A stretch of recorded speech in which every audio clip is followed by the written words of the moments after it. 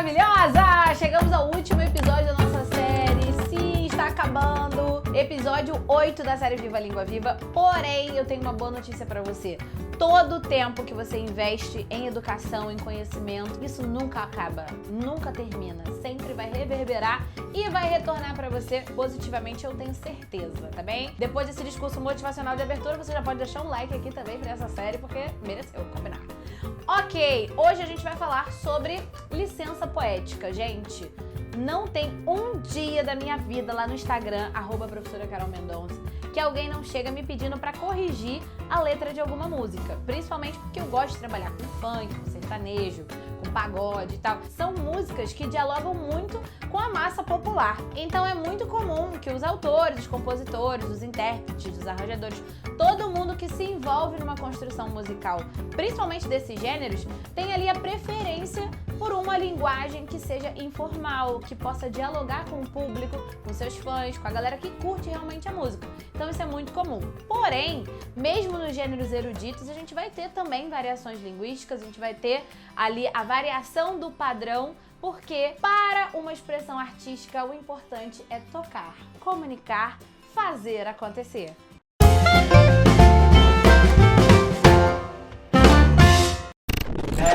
Professora Carol, a gente se uniu para falar de redação e é sempre bom, né?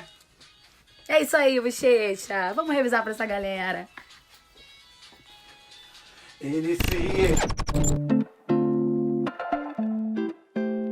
De acordo com o dicionário Roais, o termo licença poética é definido como a liberdade do escritor utilizar construções, prosódias, ortografias, sintaxes não conforme as regras ao uso habitual para atingir seus objetivos de expressão. Ou seja, o artista faz o que ele quiser. A licença poética está presente na literatura, na música e também nas propagandas. É com a licença poética que o artista ganha liberdade de expressão e consegue se desprender das regrinhas de português da sala de aula. Ele pode usar um pronome reto no lugar de um pronome oblíquo, verbos irregulares à torta e à direito, erro ortográfico, não tem problema, desde que ele consiga se comunicar com o seu público, consiga falar com quem ele deseja tocar. Assim, a gente observa uma espécie de erro proposital, empregado para destacar determinado ponto da sua obra, para dar ênfase ou simplesmente para expressar o que se quer expressar. Além de ser um recurso estético, a licença poética também pode ser utilizada para objetivos mais práticos. Por exemplo, quando a gente vê uma novela, dessas que a gente ama, que acontecem em outros países, tipo Caminho das Índias, Salve Jorge, Terra Nostra e O Clone, que é a minha novela favorita da vida, surpreendentemente a gente percebe que todo mundo fala português perfeitamente ao redor do mundo. Isso ocorre devido ao pacto ficcional estabelecido entre o público e o autor da obra. É claro que quando a novela é na Itália tem um Mamma Mia, quando era no Marrocos, um Harebaba, mas tudo bem, tudo isso faz parte para que a gente compreenda um pouquinho mais da cultura alheia e a gente adora, né? O poema Pronominais, de Oswald de Andrade, já apareceu em diversas provas de vestibular e de concurso público também. Dê-me um cigarro, diz a gramática, do professor e do aluno, e do mulato sabido, mas o bom negro e o bom branco da nação brasileira dizem todos os dias: deixa disso, camarada, me dá um cigarro. Esse poema é muito conhecido pela crítica em forma de brincadeira, pelo início das frases com pronome oblíquo feito pelo poeta de propósito, para questionar realmente essa diferença da língua portuguesa que é falada no dia a dia e aquela que a gente encontra nos livros e dentro da escola. Os autores de música têm que escrever o que eles acham que devem escrever, do jeito que eles devem escrever, né? E música é uma situação excepcional, envolve poesia, envolve rima, envolve uma escolha de palavras que a pessoa quer, envolve o efeito para o público, envolve com quem ele está falando, para quem ele está cantando. Então tudo isso vai influenciar na escolha das palavras e das expressões que ele vai usar. Então eu não acho legal quando as pessoas ficam pegando algumas letras de música para ficar pegando questões gramaticais, né? Tem uma música do Caetano Veloso chamada Muito Romântico, em que ele está falando do amor, a música é romântica, claro, né? E ele fala entre você e eu. E aí alguém vai lá e disse, não, é entre você e mim, porque a preposição entre pede o pronome oblíquo mim. Isso quebra o clima, né? Então acho que em certas situações a gente tem que ser assim, mais cuidadosos em vez de ficar pegando certos detalhes de música, porque as músicas não foram feitas para serem analisadas gramaticalmente. Você pode analisar a interpretação, o efeito, a impressão que está quem está ouvindo, mas a parte gramatical eu acho que não se aplica à música. E a pergunta que não quer calar, como isso vai aparecer nas provas? Vamos ver.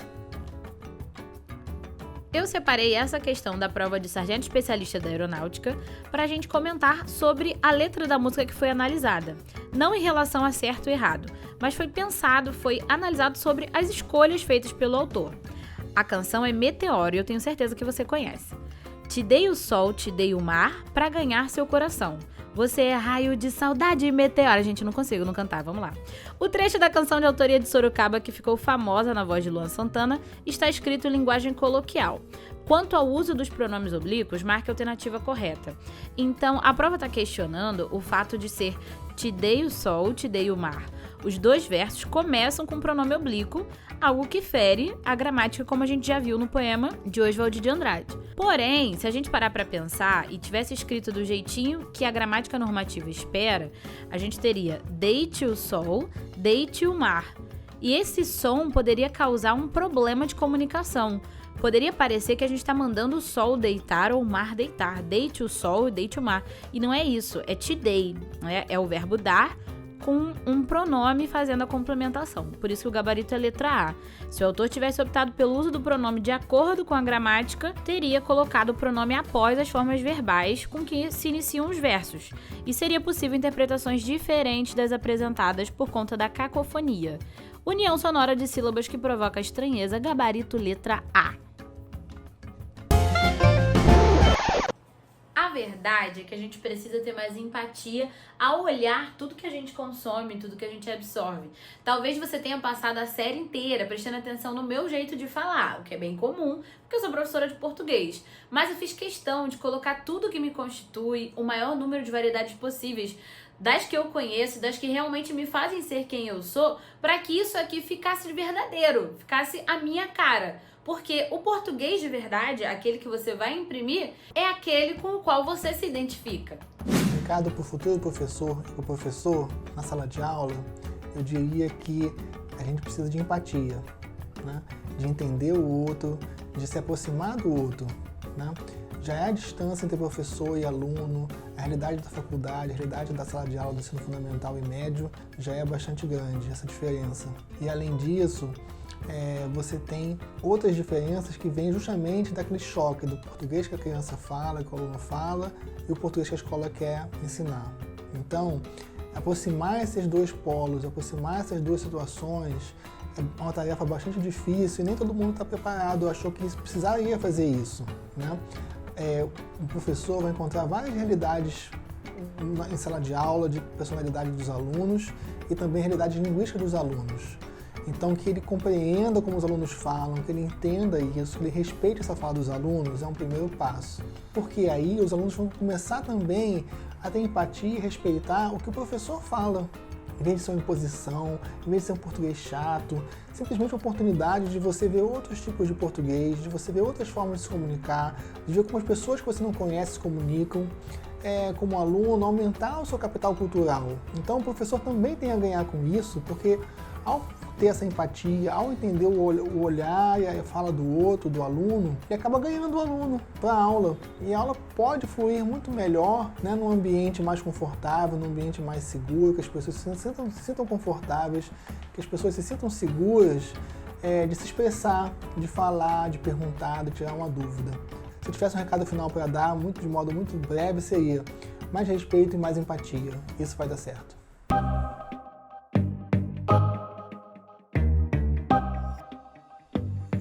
A galera que me acompanha nas redes sociais sabe que eu adoro inserir música, meme, brincadeira, qualquer assunto que esteja em alta, tudo que possa promover mais engajamento e mais identificação com o meu público lá nos meus vídeos de português.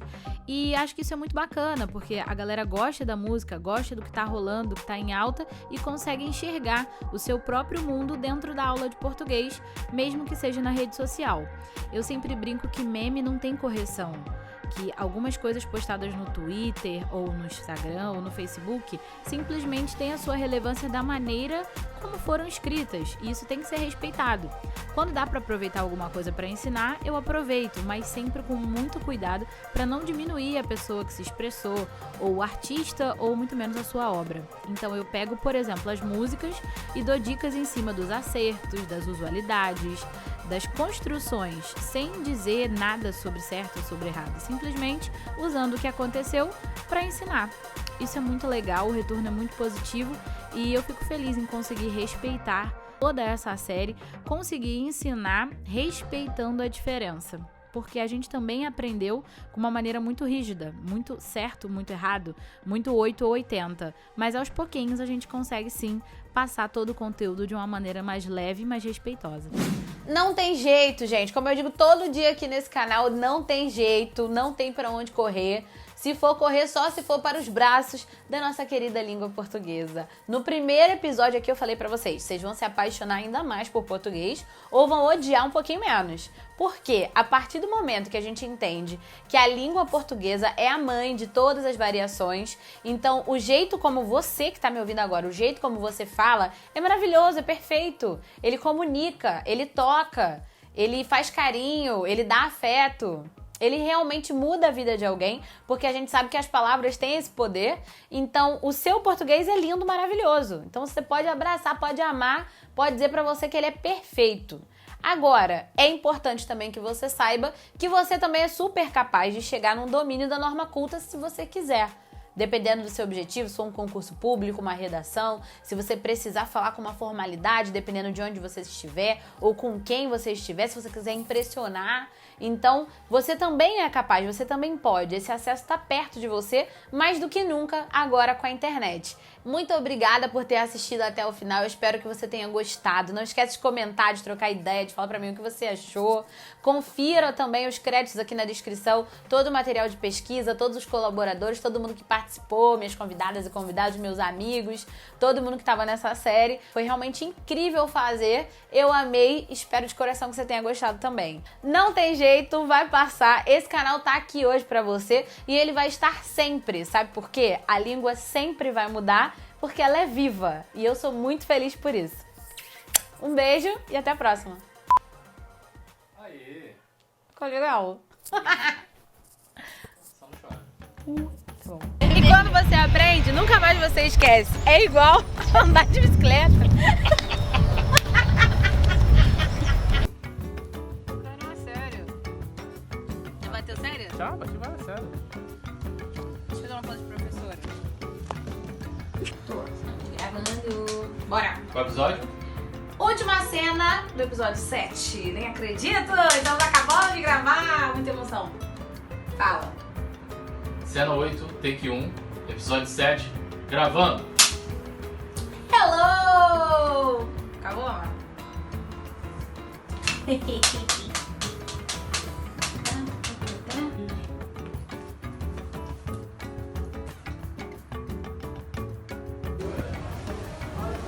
Dançando ao som de Duda Beat, Thiago York. Doce tangerina.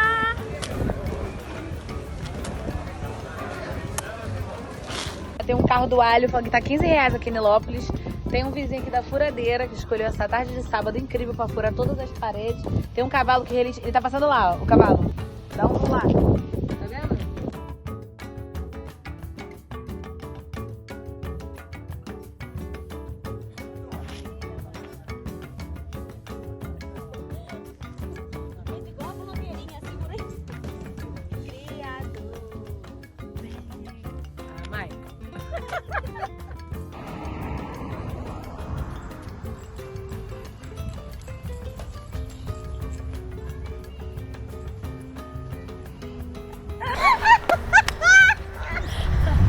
Até a próxima! Yeah!